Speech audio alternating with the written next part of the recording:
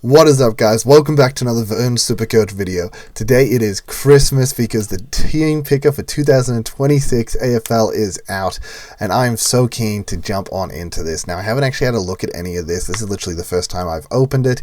I'll be honest, I made sure to stay off Twitch, X for today, to sort of avoid what everyone else is doing. I don't want to fall into sort of any patterns or make it a little bit more similar to everyone. I'm sure I'm going to miss players and probably skim over them. I don't want this to be an hour-long video. I'm not going to go through every player there. I'll probably try and wrap it up in 15 to 20, which means that I'll just sort of be looking at it.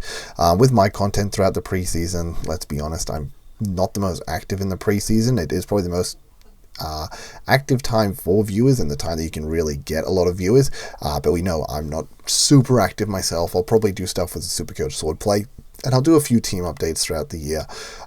Maybe just one now, maybe one in a month or half, but maybe before preseason games, and then maybe one after preseason games, then like a final team reveal, sort of like the fall, sort of like that.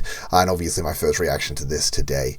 But yes, I do appreciate all those that have come in to view this video, those that have liked and subscribed for the consistent injections of SUPERCOACH content directly into your YouTube feed.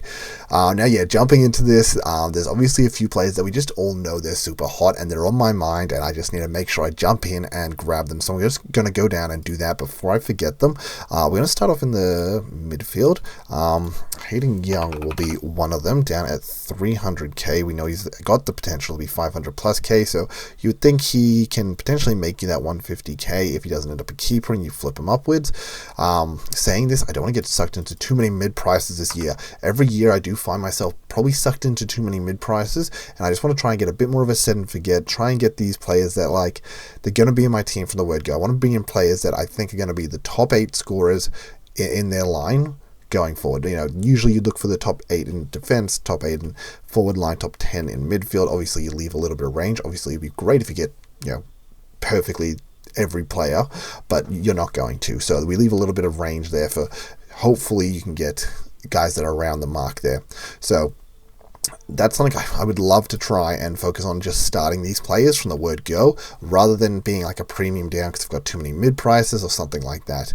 Another one that we're going to stick in this team real quick, it's going to be Harry Sheasel. He's going to be straight in there, and then Flanders is going to be in there as well. So yeah, I know not really the greatest structure there, but these are just players that it's like Sheasel on the forward line, there's no way you're not picking him. He's going to be M1 by far. Flanders could easily be a top 6 forward, and you're getting him a huge discount, basically the Jack McRae of last year. So yeah, definitely locking him in there. So they're probably the 3 players that I look at and go bang, bang, bang, I want those guys in my team, from the word go, and then we can maybe make a little bit more structure on this. So let's just start off with a random line and go to Rucks, because I think Rucks are pretty straightforward. We're just looking at these kind of set and forget guys, I'm thinking. So you're looking at your Gorn, Cherry, Grundy. They're the 3 that you'd love to look at. You have other players like Sean Darcy, which are a lot cheaper, which definitely have the potential, and you could go that more of a mid-pricer route if you want, but I think it's just going to be set and forget for me. I think me personally, I'm going to go for Cherry and Grundy, and leave old man Gorn. Gorn's going to have a much better midfield this year, so that definitely could be a factor. And I would like... Look, it's going to be hard. You're not going to be wrong with any one of these 3, and there's a world where you could just start all 3 if you really want. But yeah, obviously Grundy was insane at the end of the year, Cherry was insane all year, and Gorn was pretty good all year as well, so you're really not going wrong anyway. Just quickly on the bench spot, I don't know why I clicked on the bench spot, I don't need to. I'm going to scroll all the way down. This is usually where we do put in just sort of your captain loop, so we'll just throw in this guy for now. He's got that ruck forward status. Speaking of players that I was considering as well, if I actually jumped to the forward line, I only saw them just... I said I tried to stay off things, but obviously you've seen stuff before the team pickers come out. Someone that was actually traded and to a team that doesn't actually have a ruck going forward, which is pretty wild. So it's like Liam Reedy. Obviously they have Pitnet, but if he ends up even with a ruck split at all, you think that's going to be value. So I'm just going to stick him in there for now. And he does give you that little loop with the Melbourne player, so you can try and get the best player on field with a bit of loop action. So I do like the idea of this sort of setup. If Reedy's a viable option, obviously he may not be, but I'm just hoping he is. Now let's jump into, I guess, the premiums on the line. I feel like forwards, notoriously the lowest scoring premiums, I'm happy to actually keep this line pretty thin. Now, I know Track's down here, but I mean, Gold Coast is so stacked, I just don't know where he's going to be getting his rotation. Yes, there's going to be more ball in the forward line where there's more opportunity, potentially score. Look, at the end of the day, maybe he's a bit underpriced. I don't think he's going to be that wild underpriced. He's probably going to be a guaranteed top 6, so I think he's pretty viable pick, but I don't think he's someone that you have to go out of your way to force in. Sam Darcy was obviously insane and had the injuries and was really good early. Depending on maybe Dog's early fixture, he might be someone that you kind of feel like you have to start, but they're really the other two I'd be looking for in this line. But then we will scroll down. Obviously there's been a few moves in the off season, and someone like a Charlie Curnow, there we go, going to be super cheap, and actually a good team, good forward line, actually maybe feel motivated. We know Curnow has the ability to be one of those top scoring players, be a top 6 forward if he gets it together. I think at this price it's probably worth the risk at this current stage. We'll test through this preseason and see how it actually goes. He is obviously quite injury prone as well, so may not be an option, but for now I'm going to throw him in there. Is there anyone else? There's one other trade I'm thinking of in my head, I feel, that I do not see here. Oh, no, not even a trade, actually. Yeah, here we go. Like someone like an Adam Treloar in the forward line.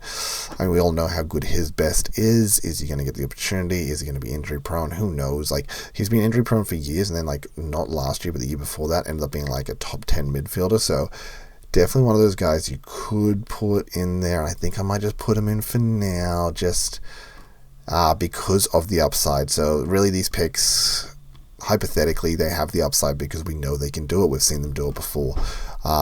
Are they going to be in my team by the end of the year? I already mentioned I don't want too many mid prices, and I've gone ahead and gone bang 4 in there at the start, so not very happy with that. We will try and get those out ASAP. Let's just throw some rookies in here. Now, I like throwing expensive rookies in because it gives you a more realistic of what your final team will be. You know what, Taylor Adams, let's throw him in there too. Why not? That's what we're doing. What have we got? Oh, Max King. Okay, well, we'll throw him in there too. Awesome. So I think a lot of those picks, we know they can score well and they have the upside. Also, I think King's actually probably a more viable option than most of these others because he is best 22 when he's fit. And if he actually ends up fit and healthy, then awesome. He should make some really good money. Taylor Adams, he's probably a sub and probably doesn't play enough to be relevant. Potentially the same with Adam Treloar. Kind of fall into the same basket. I doubt I'll really start them. The only positive with Taylor Adams is he's so cheap where, like, he doesn't really have to do much, but I think he probably ends up too much of a sub that he's probably not relevant. But whatever, he's got a nice heavy price tag on him at the moment, so we'll just throw him in there. As I said, if you put in the expensive rookies, it's more realistic. At the end of the day, if you end up going down to rookies later on and you end up putting an extra 80k in your pocket, I mean, you can always just roll forward with 80k into the season, or you can actually make moves elsewhere.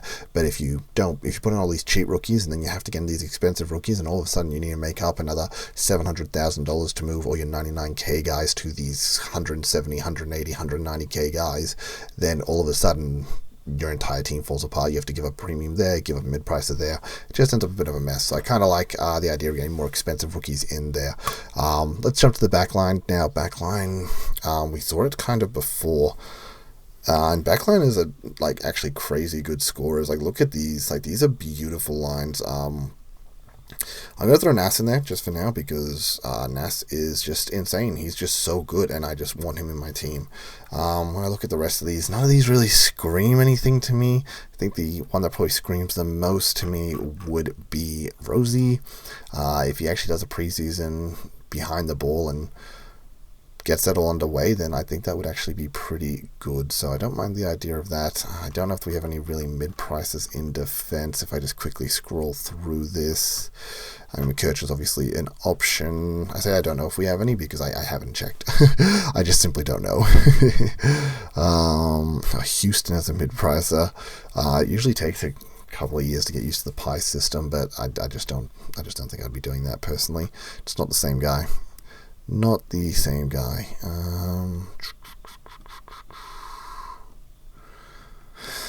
Look, I also said I don't really want to be picking mid prices, so I think I'm going to quickly scroll through the rest of these. Nothing standing out. If I miss something obvious, it is what it is, guys. We will survive. Let's maybe just head down to these rookies and slap some rookies in our team. We will go Euland, who's obviously a beast. Sure, let's just go Dean, another expensive rookie. Okay, come on, let's not load too much. What have we got? Let's just throw, another expensive rookie in there. Don't want to go too many expensive rookies because that's also kind of unrealistic. I say kind of unrealistic. Let's be honest. Oh, actually, there's no sub rule this year. What am I even bloody thinking? I forgot they got rid of that. Oh my goodness. So if Taylor Adams actually gets named and he's like named best 22 on the first round, yeah, you probably just start him. Why wouldn't you? For the upside. We know how good he is. Wild. Sorry, I just thought of that. Which is so good, actually. Holy moly. We still obviously want to get rookies with job security. Just because you don't have a sub doesn't mean you're going to get, named. And even if you get named 1 week doesn't mean you'll hold the position. I don't know why this name Bo Allen is standing out to me. Obviously, I'm thinking just because Oscar Allen at West Coast is why it's standing out to me. But I don't know why. I heard this kid was good. I remember in the draft, my mate wanted him and they didn't get him. I'll throw Farrow in, I'm pretty sure. Once again, just rookie from the draft and the early draft picks. I think we're pretty decent this year, so we'll throw some of those guys in, see how that sort of holds up, and then we'll see how we go making this midfield. Now, this is where all the expensive big dogs are. We can sort of see that I've gone cheap in most of the other lines so far. Just 2 premiums, 2 premiums, 2 premiums. As a couple of mid prices, but because of that, really, there's only 6 premiums there. You'd think it leaves way for at minimum 4 midfield big dogs. So who are we choosing as the big dogs in the midfield? Now, you always want to find value on players. At the same time, though, I would love to just put a player in and kind of set and forget, just lock them on in. I think my midfielder, who I think is the set and forget guy, will be Bailey Smith, someone that will contest for a Brownlow again this year, and is actually just a superstar. I'm ready to lock him in. Obviously, just came off the injury, and after 1 year off the injury was incredible. Gets another preseason under his belt, gets another year with the team. I feel pretty good about Smith actually being potentially undervalued, not underpriced, not undervalued. So let's go for that. Oh my god, Finn Callahan, that is crazy expensive, bro. I love Finn as a player, but I'm not paying over 600k for him. In fact, there's so many players that have kind of had the 600k plus range, 15 in fact.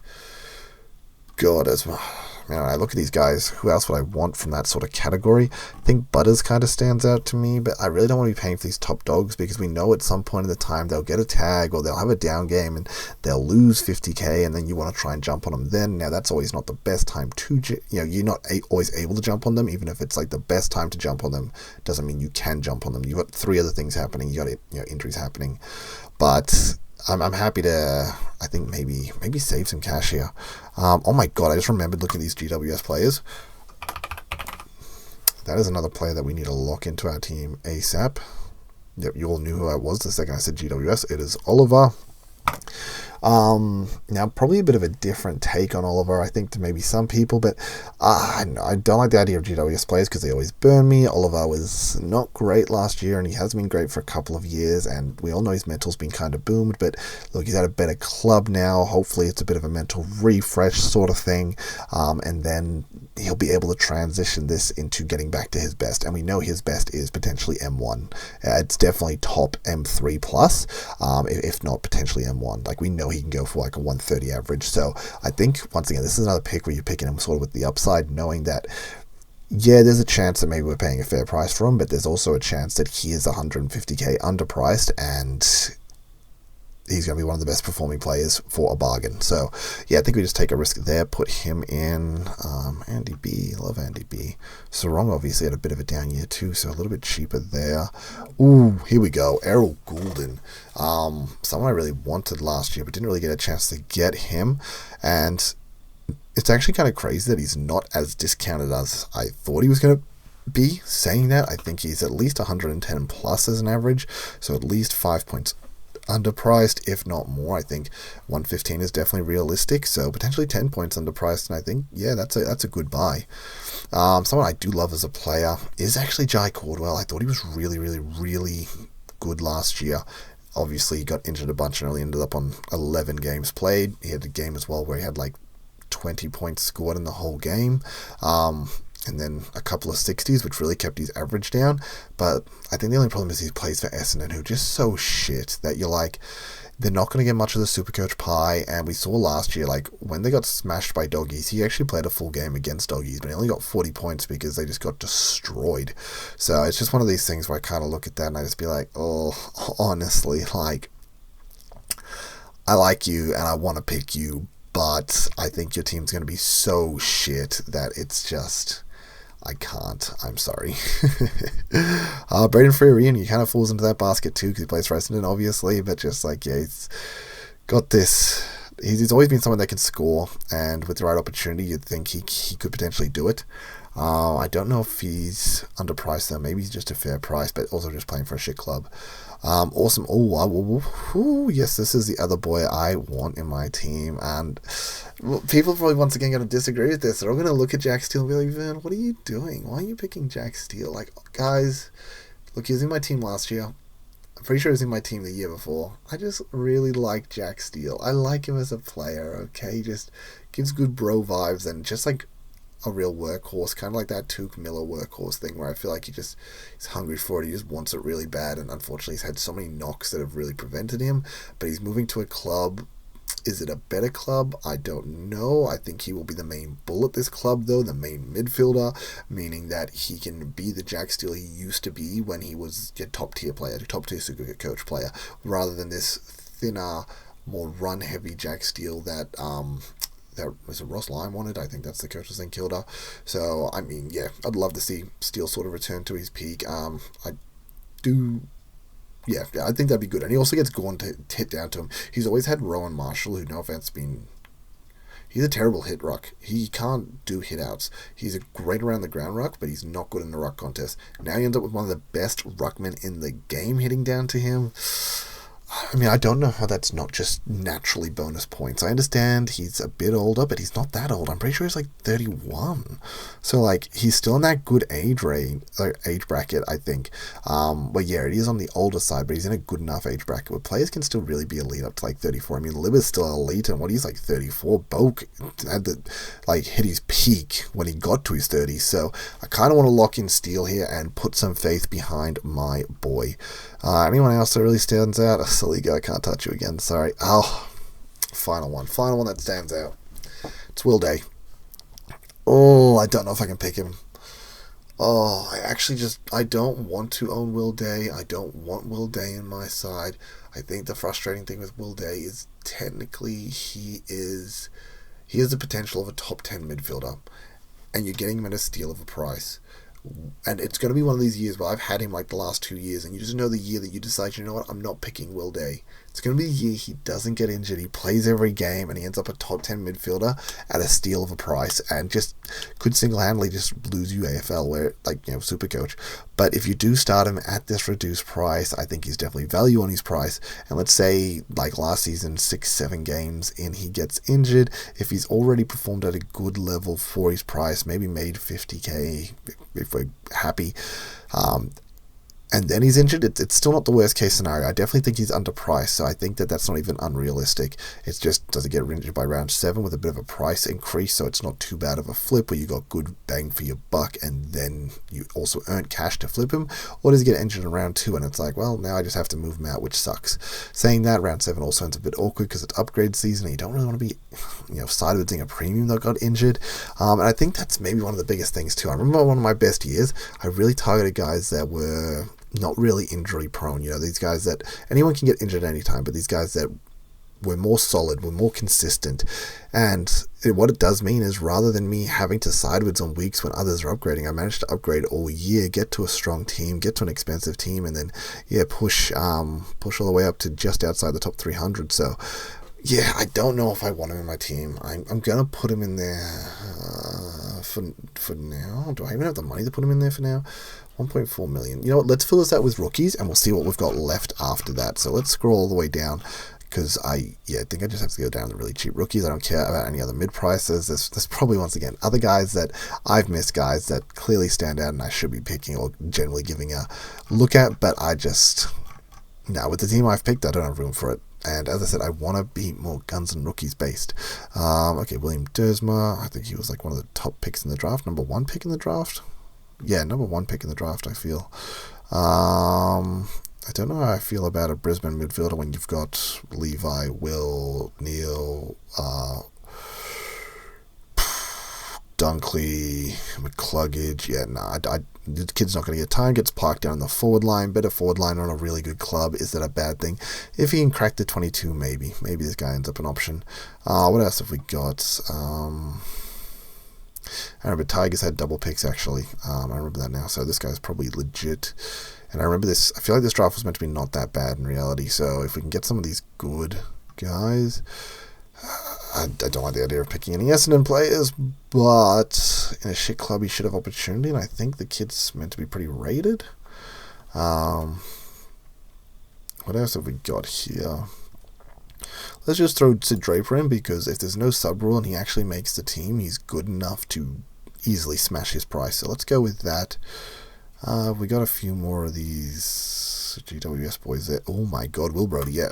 Once again, someone that if he makes the team, there's no subs, he can do it. He can be insane. So I'm going to throw Will Brodie in there, even if he ended up with a decent amount of time forward. Once again, Port's kind of hard. Jason Norton Francis, William Drew, Rosie, Buddards. There's already your guys. Did Boak retire? I think Boak retired. So maybe there's some room for him to just pinch in for a bit here and there. I mean, Rosie's going to the back line. Maybe there's room for Will Brodie, but I think, yeah, just once again, this is at least a known commodity. When I'm putting in people like Taylor Adams, Max King, Will Brodie, they're known commodities that we know are premium tier players that for one reason or another are at such a cheap price that it's like, well, putting them in your team, worst case scenario, as long as they play, they're still going to make good money because they're at a rookie price, with the upside of them being like almost top tier in their line. Like I don't think that, but one of the best rookies of the year, make some of the most money. So I feel comfortable about that. How much money do we have for this final pick? We have 2 picks left, 600k. I wouldn't mind putting someone cheap in the team just to maybe fit someone decent with that. Let's just maybe throw in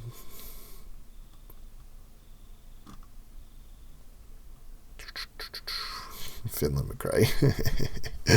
Let's just... Oh, wait, Jaeger Smith. What am I doing? Am I cooked? Obviously, I need to pick him. That's wild of me. Let's maybe just go down from Sharp, because I just don't trust... I don't trust these Essendon players. And when your team's getting pumped, it's going to be hard to score. Throw Jaeger in there, a little bit of extra money as well, but these are like genuine picks. Like when I look at these guys, these are all guys that I could see in my starting team. So yeah, why not throw them in? Once again, there's no sub. As long as they actually get named in the first game, they actually earn a spot. Like there's no way you're not picking these guys. So yeah, let's lock these guys on in. And what flex position? How much money we got for this final flex position, guys? I don't know, 530k. Oh, it's a little awkward. I wouldn't mind going down from someone and not actually getting someone decent. And I think from one of these mid prices, because we talked about, I don't want all these mid prices. I might go down from like a Taylor Adams here in reality. Let's go down from him. Let's just like flip a Sid Draper down there and get one of these other rookies down here. Can you go down here, Sid? He can't. Look, I'm just going to put an autofill rookie in there for now. Who cares? Midfielder rookies are usually best. That's why I kind of wanted them, but it's fine. It's fine. Let's just throw someone in there. I mean, this guy's a ruck, so he's probably not going to be playing the first few years, actually. But it's fine. It's placeholder, guys. Don't worry about it. Don't worry about it. Come on, down.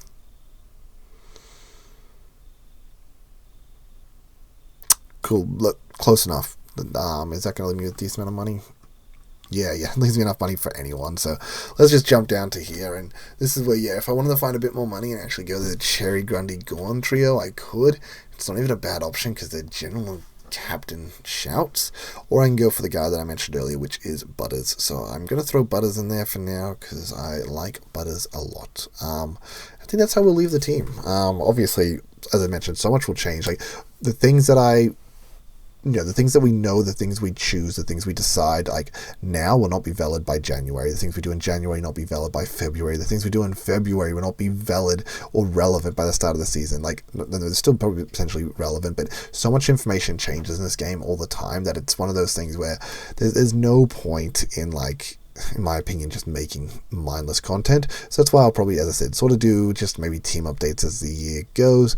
As I mentioned, pre-games, post-pre-games, and final tier reveal will probably be the 3 other videos I do. But once again, I do appreciate all those that have liked, subscribed, and liked and subscribed for the consistent injection of Supercoach content directly into the YouTube feed. But this is how the team looks to finish. So we've got 2 premiums in defense. I'm counting Flanders as a premium. I'm expecting him to be a premium by the end of the season. 2 premiums in the forward line, 2 in the ruck line, so that's 6. We've then got 4 in the midfield, plus the flex. We've got 11. And look, we do have a few mid prices there that maybe we could technically turn into more premiums, but not actually that many. Really just Hayden Young and Kerno, and then the rest is actually just like expensive rookies. So I think this really doesn't look that bad in reality. I think this is like a pretty genuine team where, like, you're happy with the amount of premiums you have because you've managed to get 11 with 2 mid prices that we feel pretty hot on, and we've paid up for good rookies. Like, damn, is this team even going to change before the start of the season? How many times do you look back at the start of the season and think, oh, the first team I actually made would have been baller? But yeah, that's going to be it for me, guys. I really appreciate all those that have, once again, come and viewed my video, but I will leave it there. Went a bit longer than expected, so sorry about that. But till next time, guys, peace, later.